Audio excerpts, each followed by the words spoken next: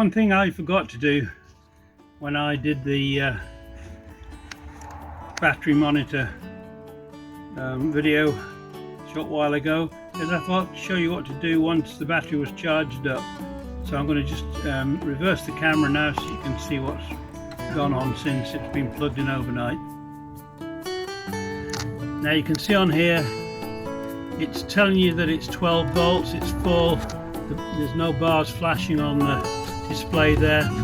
I did mention in the earlier video it should charge up to about 14.6 volts. You will see it flashing a charge rate of around about 18 volts, that's normal. It has to push more voltage than the battery so that the current can actually flow into the battery.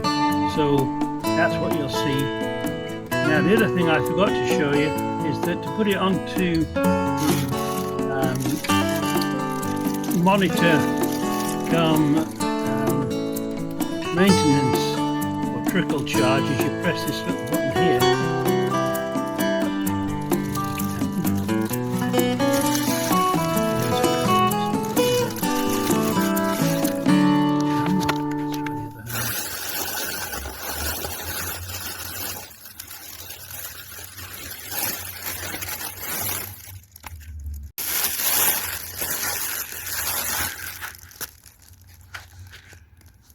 So once you've got the full reading on the charge side, which you can see lit up in blue at the moment, you just press this middle mode button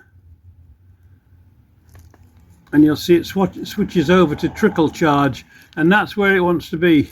So you just keep that set now on trickle, and if you press it again it goes into the repair mode as well. So you can change between modes by pressing the middle button. So if you want to charge it, press it to get the blue light lit on that side.